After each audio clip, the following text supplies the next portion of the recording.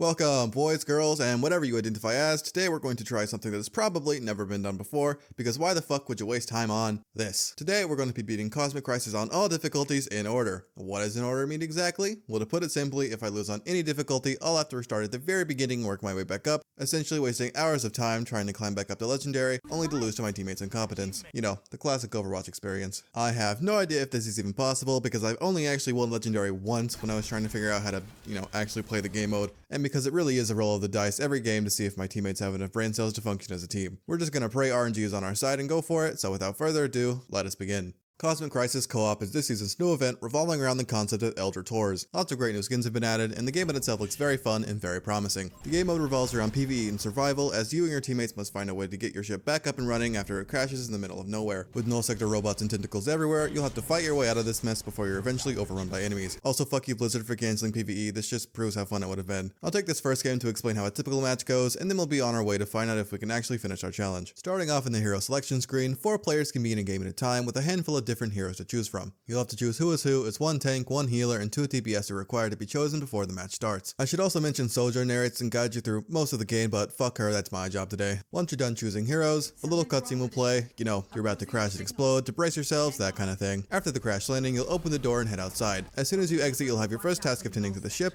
and then you'll move on. Our next objective is to find batteries to power the ship, which are conveniently on the other side of the map that's filled with hordes of tentacles and killer robots. After reaching the map's midpoint, another cutscene happens. This one is rather important as it introduces us to the main antagonist, Gary, aka the Cosmic Ravager.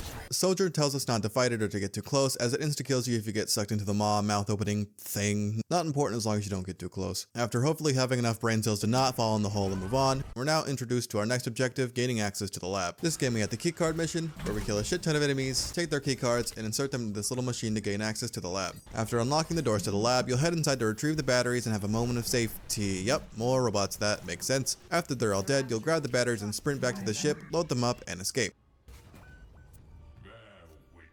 Well, that should have been the plan, but someone just couldn't help themselves, could they? At the start of each game, one player will be randomly selected to be the Ravager's null champion. It looks like this when chosen: purple effect on the outside border, little voice in your head telling you to kill all your friends, etc. To become the null champion, you have to jump directly into the Ravager's maw at the right time, only then being reborn as the null champion. You'll then be tasked with killing your previous teammates and just being an all-around bastard. Okay, fuck you, moving on. After you load batteries into the ship, you'll need more batteries. Lo and behold, there were batteries right by the ship the entire time. Wow, so we get to bring those batteries back to the ship as well. Once they're all loaded into the ship, a repair countdown starts and you'll have to defend the ship until it's done. During this time, you have to do 2 things: defend the ship from breachers, which are the only thing that can damage the ship, and also defend yourself from being bullied by the onslaught of null sector robots. On normal mode, even with someone betraying, it's really easy to do, so completing this section is a breeze. After the repair sequence is done and hopefully the ship has not blown up, everyone gets back on board and the remaining heroes escape. For this challenge specifically, I've made betraying my teammates off limits, as doing this on harder difficulties would make winning much easier, and to make this video shorter than, 7 hours, I'll only really be focusing on expert and legendary games to cut out the easy boring bits. With that out of the way, let's continue the run. The next game, I was Gary's chosen. Oh, he's in my brain. But since I have no desire to be Tentai fucked, I ignored him and we escaped as a team. In the expert game, things were going pretty well up until the point our soldier dived headfirst into the maw while we were carrying batteries. You prick. I knew it. I knew it. He looked at it. He looked at the maw like he wanted to fuck it. We were eventually overrun. I didn't expect to get it on the first try, and these first couple of games are really just to gain information on what strategies give us the best chance of survival. In the second run, I made friends with a Widow, then sweeping through normal relatively easily, only to get swept ourselves on hard mode. However, apparently you get 3 or so tries in the lower difficulties, I think up to expert, and as long as you stay as a team and no one betrays, so our second attempt we managed to pull through. Back up to expert, and we were well on our way to beat another game as a team. The Ana betrayed us, god damn it. Here's some good advice that I learned pretty quickly: pick someone that can heal themselves. Being able to heal yourself at any time with abilities really proves useful, especially in higher difficulties. Not to mention, if the support does jump ship, you'll be high and dry without a source of healing, leaving you very vulnerable to the waves and waves of enemies that just keep spawning in. Back to the round, after dispatching the nano boosted breacher, we boarded the ship and won. Fuck you, grandma. Yeah, that was funnier in my head. Our first encounter with Legendary, and I just gotta say, damn, Legendary got hands. We lost. This was my first time using biblically accurate Lifeweaver, and I just gotta say, it's dope as hell. Look at it, it's just super cool. Our soldier left the game and our Sigma betrayed us, but even that wasn't enough to stop me and our Tor from winning. Once again, our soldier left the game, but we still managed to pull through and win. The expert round went pretty well, with the same thing happening as the last game. Our Tor left the game, reverting it to baby mode.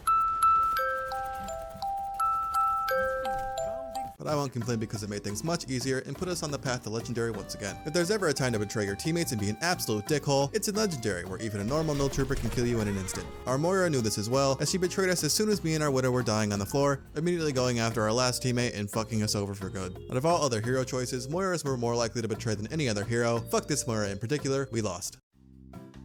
At this point, I've been playing for a few hours, so normal and hard modes have become more like warm-up games. That said, this twerp had no idea of this, as once he betrayed the team, I kind of bullied the fuck out of him. Just a little bit. Okay, maybe a lot of it. Everything in this expert game was going perfect. Soldier was taking down enemies left and right, while Moira and I supported him with all we had. Our Sigma was, doing his best, but I guess the pressure got to him, and he... yeah.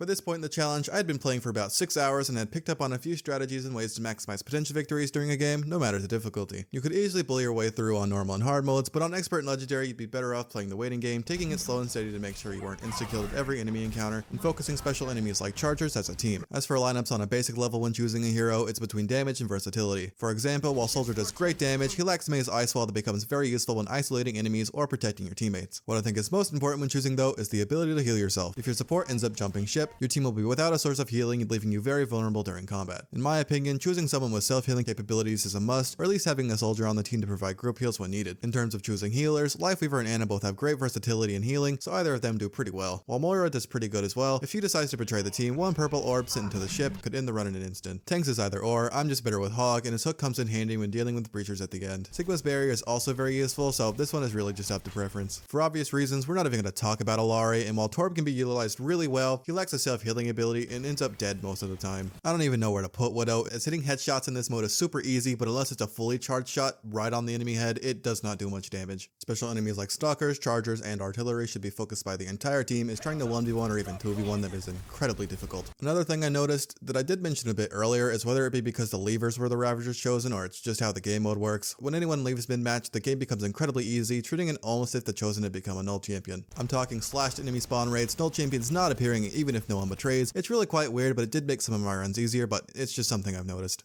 With my bitching and explanations out of the way, let's continue with our challenge, shall we?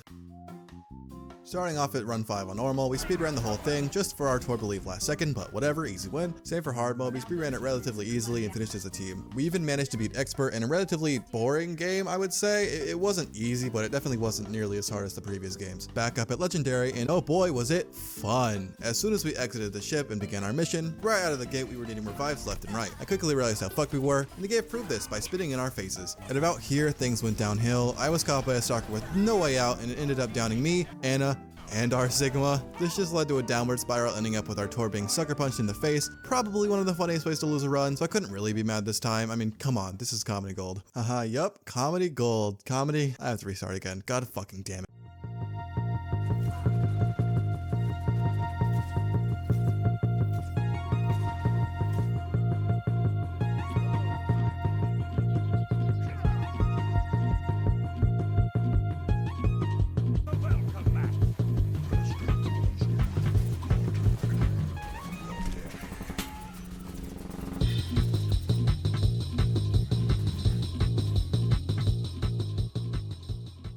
And just like that, we're back up to legendary. Now this game, I don't even have the words for this game. It started out as a typical legendary match, difficult enemies, lots of revives, then something very, very dumb happened.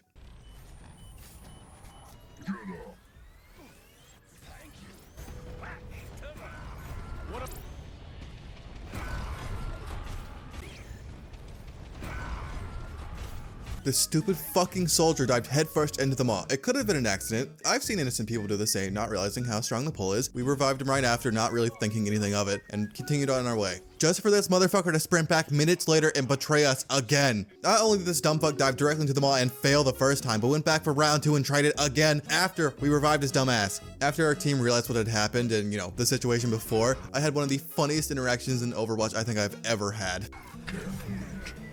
Damn it, the Ravager got to one of us. There's no hope. Even while I'm editing now, I still remember it, and Jesus Christ, was it funny and stupid. Not only did we watch him jump directly into the maw on purpose, we even revived him afterwards. In the end, he fucked up the run and we lost, but it was still one of the funniest moments from the entire run. Eat a bag of dicks, you ungrateful bitch. Next run. Run 7. We don't talk about run 7. After last run's shameful and embarrassing loss, my heart was filled with a newfound fire and desire to finish this so I'd never have to touch this stupid game mode ever again. At this point, I clocked about 11-12 hours of playtime in a game mode where a single hour of playtime was enough to get the story and enjoy it. I have clearly clocked way too many hours into this game mode, so the next run would hopefully bring an end to my suffering. Normal and hard mode aren't even a challenge at this point, and at 12 hours of playing nothing but this game mode, I just bullied the NPCs until we escaped. Expert mode was about the same, just playing the waiting game and conducting guerrilla warfare. We did pretty well until we were all loading batteries into the ship, where most of us got downed. In the end, we were able to regroup, reboard, and escape. A very close call, as that loss would have made me contemplate blasphemous tactics. I will not be swayed by Gary's call and his promise of robot catgirl maids. You look lonely. I can fix that. Once again at Legendary, the pinnacle of the challenge and the most difficult mode of them all. This could be it. The run to end all runs. No more suffering. No more brain dead teammates. No more sexy robot tentacle maids. Peace at last. All I have to do is win. Let's do this. I'm losing my fucking mind. I'm legitimately losing my mind. This needs to be it. This needs to be the run.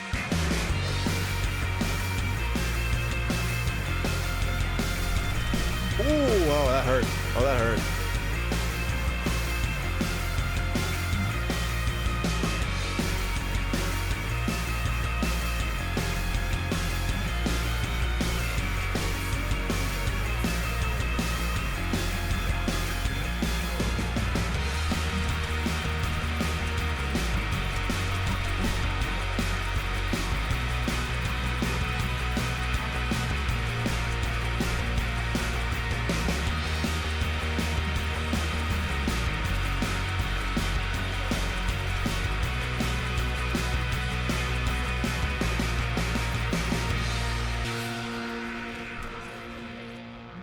Holy fucking shit. G to the motherfucking G's.